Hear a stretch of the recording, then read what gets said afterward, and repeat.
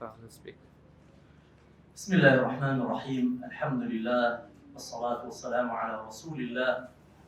محمد وعلى آله وصحبه ومن اهتدى بهداه اللهم لك الحمد حتى ترضى ولك الحمد إذا رضيت ولك الحمد بعد الرضا. من داراني بريس فانساني عزيز السلام عليكم ورحمة الله وبركاته. سلام ورحمة مهرباني خواهي قولتان لبه تمن درێژی بۆ ئەم منداڵە چاوگەشانە خوای پەروەردگار موفەقی دنیا و دواڕۆژتان بکە لە دایک و باوکی خۆتان نەستێنێ بەختەوەر بن بمنە مرۆڤ و پیاوی دواڕۆژ و ئافرەتانی شەرژنانی دواڕۆژ ئینشاءالله لە کۆمەڵگەی کوردی و کوردستانیمان. منداڵە بەڕێزەکان پێغەمبەرتان خۆشەوێ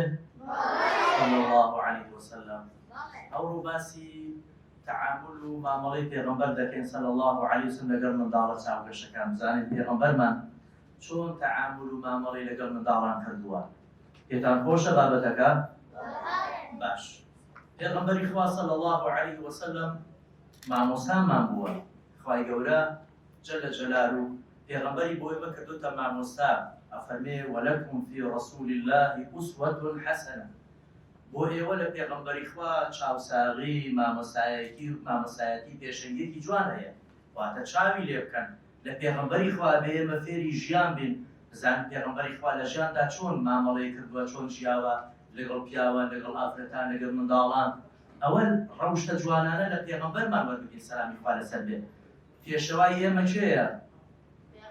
پێغەمبەری خوایە صلی الله علیه وسلم. پێغەمبەری خوا لە هەموو مامۆسایان مامۆساتر بووە، لە هەموو زانایان زاناتر بووە، چکە ڕاستەوخۆ لە لای خوای پەروەردگار وحی بۆ هاتووە پێغەمبەری خوا صلی الله علیه وسلم.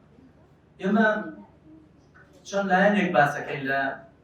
تعامل و هەڵسوکەوتی پێغەمبەری خوا لەگەڵ منداڵانە. یەکیان بەڕێزانم منداڵە ئازیزەکان ئاگاتان لێرە بێ. پێغەمبەرمان سەلامی خوا لەسەر بێ کەسێکی ڕوح گەورە نەبووە، واتە بە تەکەببر نەبووە لەگەڵ خەڵکە، تەنانەت لەگەڵ منداڵانیشا قسەی خۆش بووە،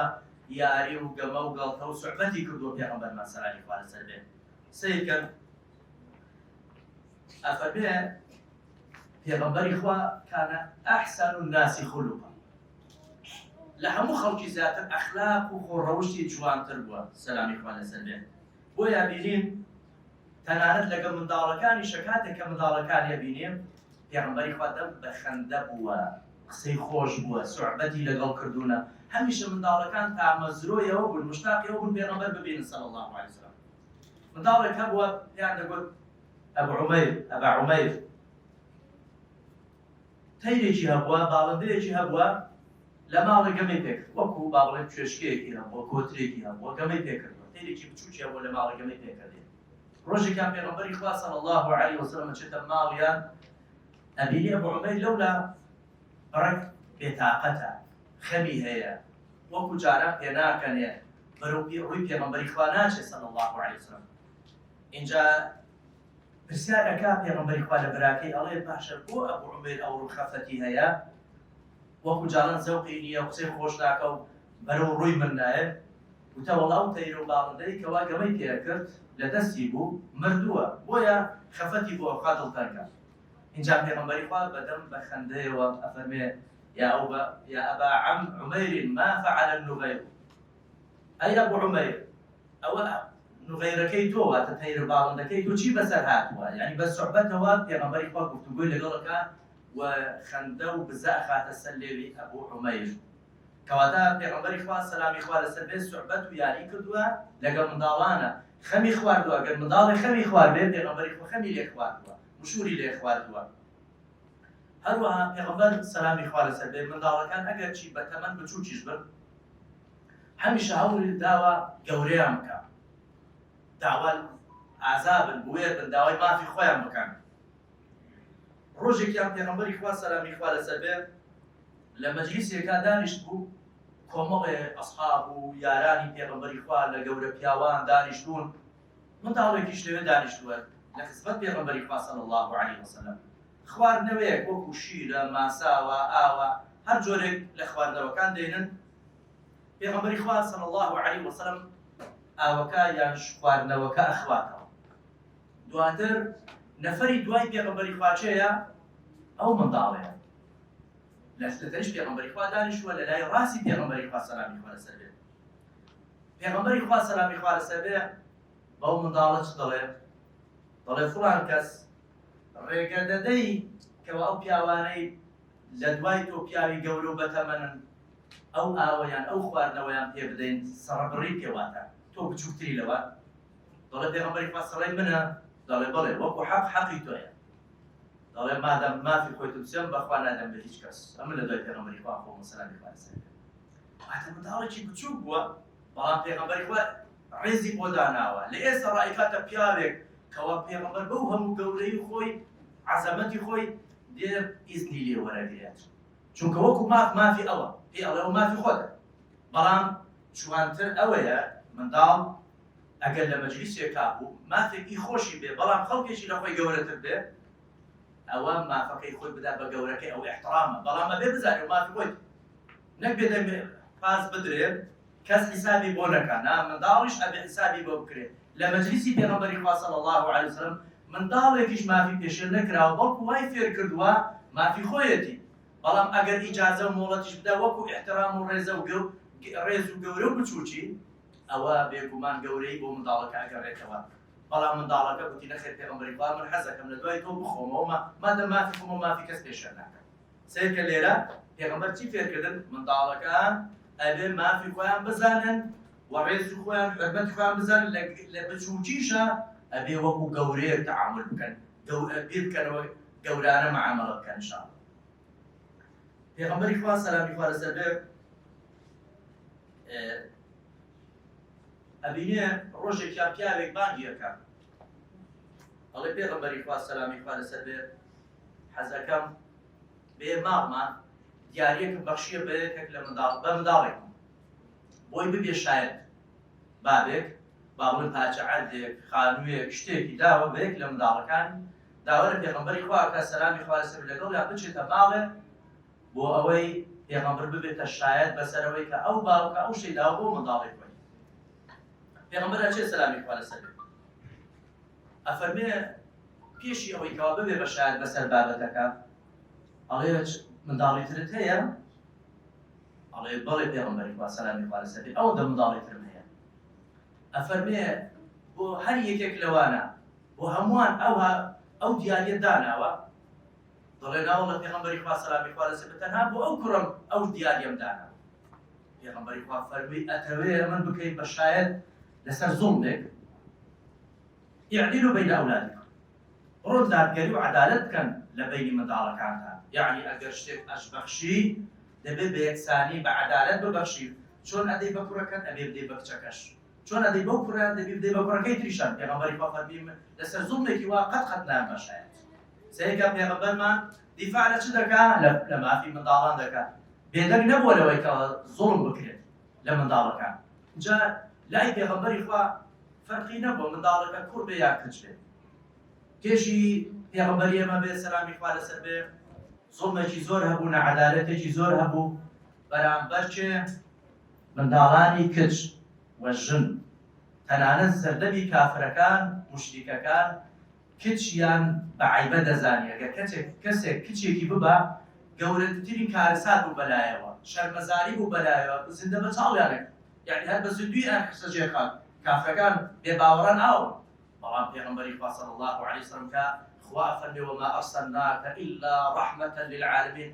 ڕەحمەتی خوا بۆ مێهرەبانی خوا بووە بۆ هەموو خەڵکی ئافرەتیشی لەوە ڕزگار کرد. ڕۆژێکیان لە مەجلیسێکە پیاوێک دانیشتووە لە خزمەت پێغەمبەری خوا صلی الله علیه وسلم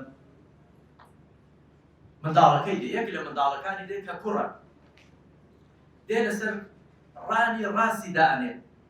ماچی ئەکاو دەستی لەسەر سەری دانێ خۆشەویستی بۆ دەرەبڕێ. بەڵام دەمێکی تر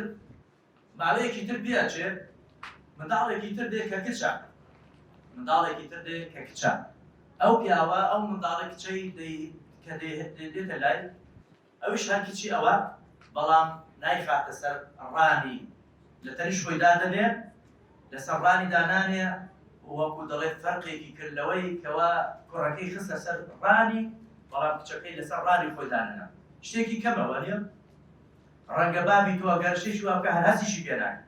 بەڵام پێغەمبەری خوا صلی الله علیه وسلم لەوە بێدەنگ نەبوو فەرمی ئەوەیە چی تۆیە گوتی ئەوە کوڕمە گوتی ئەدی ئەوەیە گوتی ئەوەش کچمە کەی باشە بۆچی نەعەدالەتی دەکەیت بۆچی کە کوڕەکە هات ئەوت خستە سەر ڕانی خۆت و ماچت کرد و دەست لەسەر سەری دانا بەڵام کە کچەکات لەسەر ڕانی خۆت دانێ لەسەر عەرزت دانا دیسان پێغەمبەری خوا دیفاعی لە چێ کرد لە منداڵان ڕازی نەبوو کەوا جیاوازی بکرێت لە نێوان کوڕ و کچەکە جائز نییە لە دینی ئێمە فەرق بە کوڕ و کچ بکرێت هەردوو چار منداڵی خۆمان دەبێت خۆشمان بوێن پێغەمبەری خوا صلی الله علیه وسلم تەنانەت کە گاڵتەی دەکرد فەرقی ناکرد بە کوڕ و کچ سیرکەن حەسەن و حوسێن چی پێغەمبەری خوا بوون صلی الله علیه وسلم چێ دەزانێ فەرموو بەڵێ چێ باپێری بوو پێغەمبەر باپێری حەسەن و حوسێن بوو فەرموو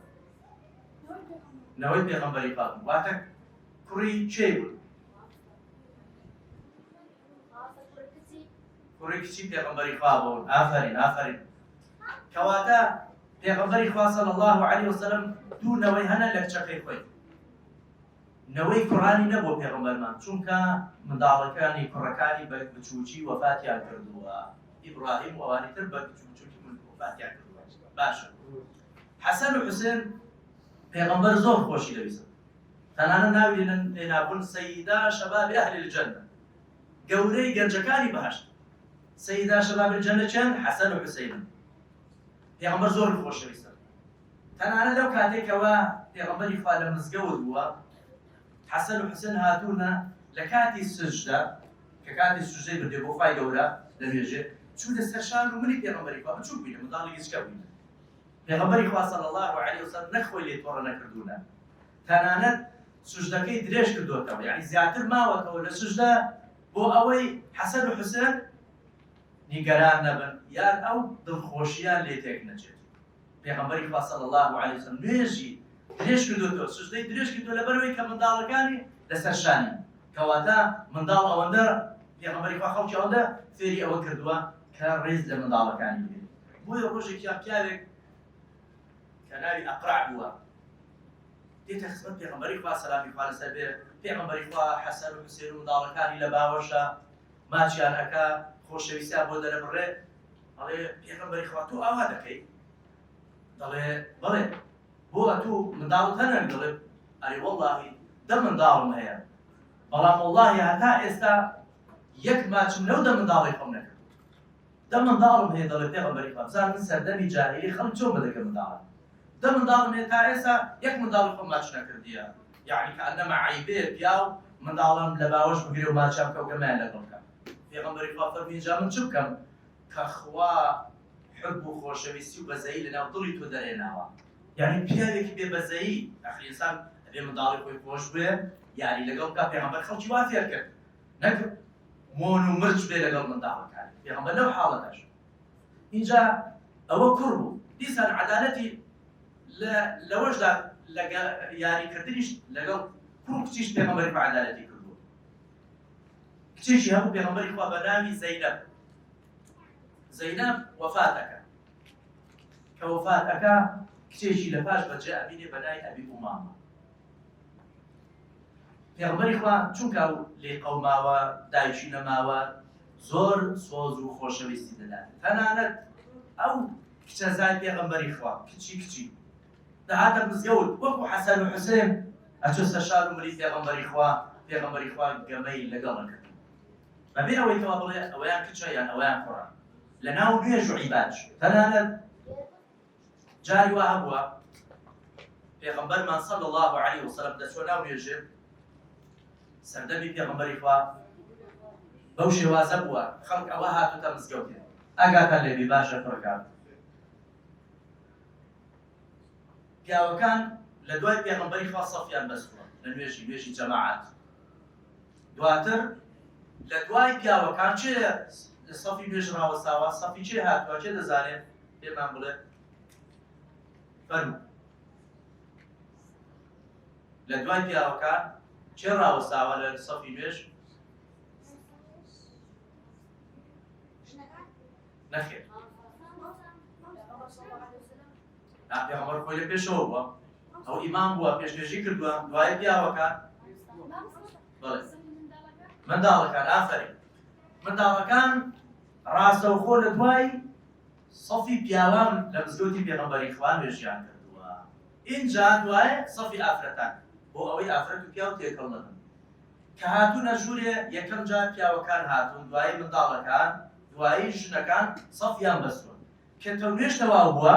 ژنەکان یەکەم جار چوونەتە دەرێ دوایی منداڵەکان چوونەتە دەرێ اینجا پێغەمبەر و هاوڵان خوا لێیان ڕازی بێ ئەومان مەبەست نەبوو بەڵام وەکو بیرخستنێ باشە ئەفەرمێ جاری وێریەت وا بۆ نوێژەکە درێژکەمەوە قورئانی زۆر تێدا بخوێن لە ناو نوێژ پێغەمبەر سەلام بەڵام نوێژم دا بەست یەکسەر لە سەفەکانی دوایە دەنگی گریانی منداڵەکان دەهات پێغەمبەر فەرمێ منداڵەکان نەگریا ئافرەتەکان منداڵی ساوایان پێ بوو پێغەمبەر فەرمێ سەلامی خوا لەسەر بێ یەکسەر بەزەی بەو منداڵانە و بە دایکیشان داهاتوو دەمزانی ئێستا دایکیان دڵی چ دەڵێت چەند ئازار ئەخوا بۆیە نوێژەکەم کورت ئەکردەوە یعنی قورئان خوێندنەکەم کەم ئەکردەوە بۆی زووتر نوێژەکە تەواو بێ تا ئەو دایکە و ئەو منداڵە ئازار نەبینن سەیر کە چەند بەڕەحم بۆ پێغەمبەرمان صلی الله عليه وسلم نوێژ کە گەورەترین عیبادەتە و ڕوکنی و پایەی دینە کورتی کردوتەوە لە پێناو ئەوەی منداڵێک ئازار نەبینێت پێغەمبەر سەلامی بەرزێ هەتا منداڵێک ئازار نەبینێت یان دڵی دایکێک ئازار نەبینێت ئەوە پێغەمبەری ئێمە بە سەلامی خوا لەسەر بێ جا پێغەمبەر سەلامی خوا لەسەر بێ نمونەی هێچگار زۆر منداڵن بەڕێزەکان لەوانە جارویەکە کە دەگەیشتە هەندێک منداڵان سوحبەتی لەگەڵ دەکردن پێی دەگوت یا ذا الأذنين چێ دەزانی معنی چێ یا ذا الأذنين أذن بەعەرەبی نا أذن بەڵێ ئافەرین ماشەڵڵا منداڵ زیرەی شتێ یا ذا الأذنين یعنی هەی پیاوی دووجێ پێغەمبەر بە منداڵەکەی دەگوت یا ذا الأذنين هەی دووجێ هەموومان هە دووجێمان هەیە بەڵام پێغەمبەری خوانەوە پێ بکەنێ منداڵەکە سوحبەتی لەگەڵ کرد دەگوت یا ذا الأذنين ها دووجێ سوحبەتی ئەوەی لەگەڵ کە گەڕایەوە لە غەزەواتەکان غەزا دەزانی یعنی چی؟ چێ دەزانی غەزا یعنی چی؟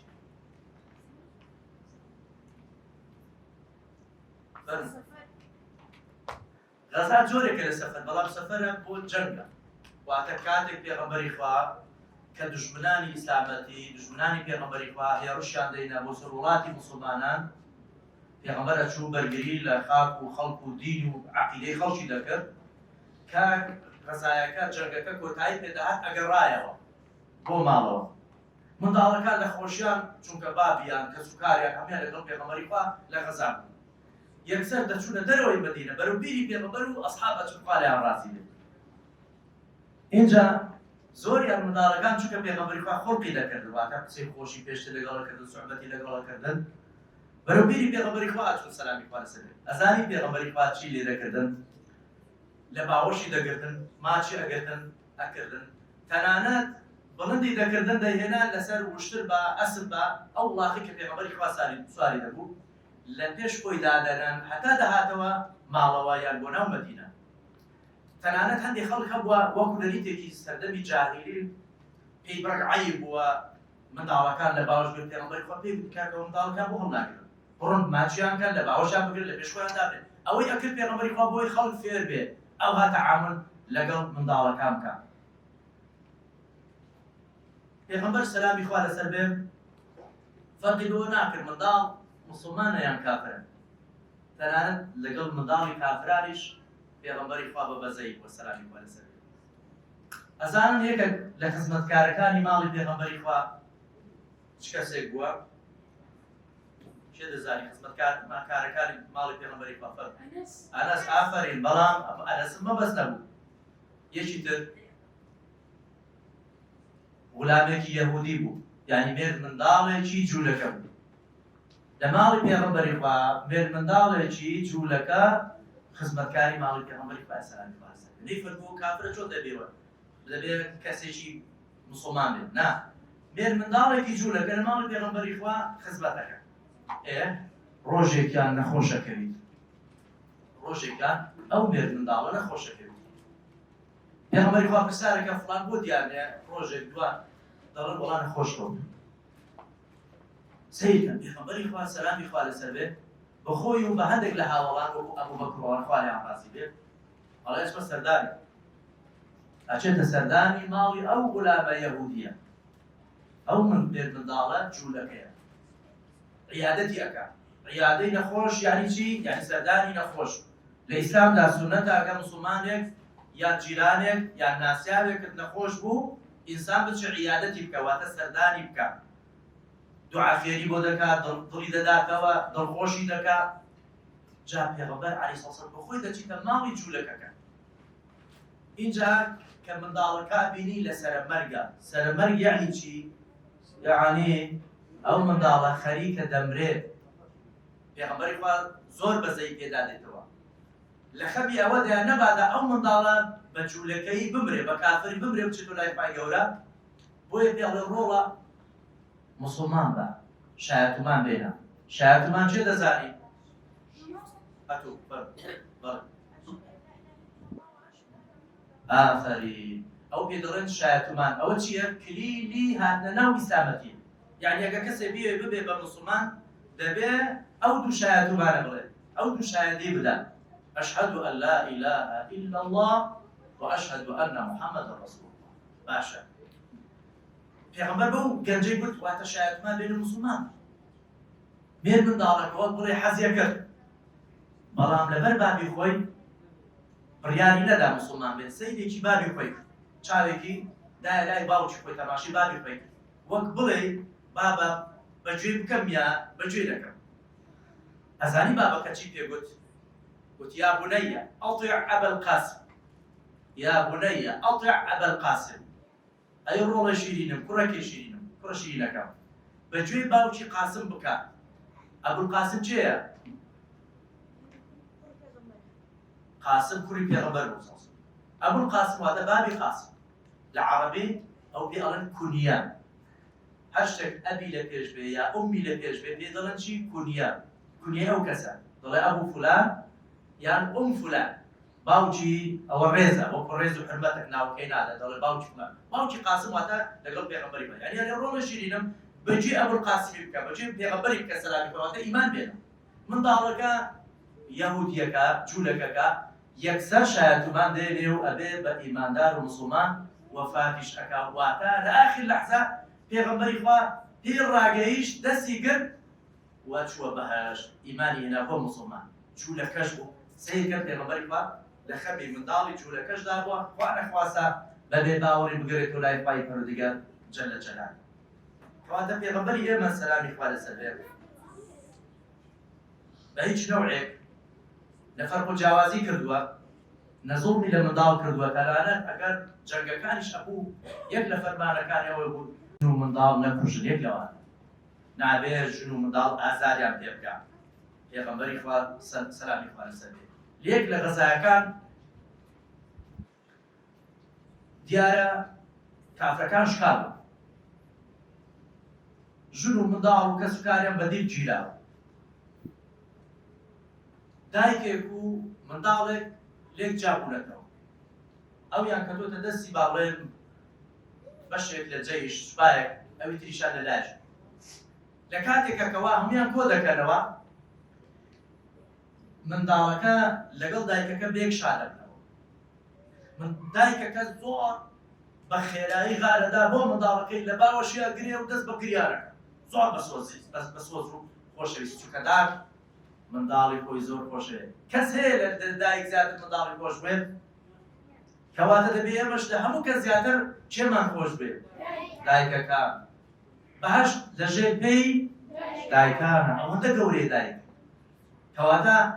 قەت ناوی دایکی خۆتان مەڵێن بەس بڵێ باڵێن دایکتان ناوی فاتیمە مەیڵێ فاتیمە بێئەدەبیە بڵێ دایە پێی بڵێ دایک گیان هەموو ڕۆژە بۆ دەستی باشکە احترامی بگرە کار کاتێ دوعات کرد دوعای بۆ بکە ڕێزی بگرە دایکی تۆیە زۆر بە تو ماندوو بووە لە هەموو کەس زیاتر دڵسۆزی تۆ لە هەموو کەس زیاتر خۆش ئەوجا نمونەکەمان ئەوەیە کاتێک کە دایکەکە ئەوەندە بە سۆز و بەزەیەوە بۆ منداڵەکە ئاچێ و لە باوەشی ئەگرێ پێغەمبەری خوا سەلامی خوا لەسەر بێ ئەو دیمەنە زۆر دیمەنێکی جەرگ بوو بە هاوڵانە فەرمێ قد عقل قبولك أو دايك أو من دارك بقاتنا أو آجر وتانا والله بيغمبري خوا واحد خريكة بوي دمرين شون أو من دارك خوي أخاتني ودو آجر ليسو تاني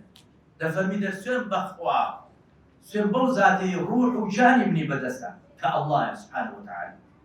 أو خدايا ما زور لو دايك بس وسترو برحمة ربما واتەگەر ئێمە ئینسانێکی ئیماندارێکی چاک بین خوا چەند دایک بە سۆزە لەگەڵمان خۆخوای گەورە ئەو ڕەحم و سۆزەی دایکە دڵی ئەو دایکە خوای گەورە چەند ڕەحمی هەیە کێ دەزانێت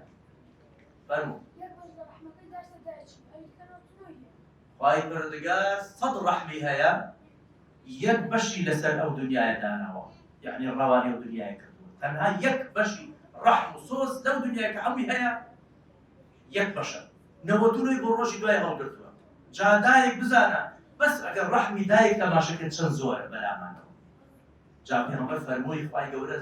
زۆر لە دایک بە سۆزتر و بەڕەحمترە بەڵام ئەبێ ئینسانیش ئاگای لەخۆ بێ لە خراپە و خراپەکاری بێڕێزی بەرامبەر خوای پەروەردگار ئەی فەرموو چونکە گوتمان ئەگە بەبێتان بێ لە سەردەمی جاهیلی پێشی ئیسلام و پێشی پێغەمبەری خوا صلی الله علیه وسلم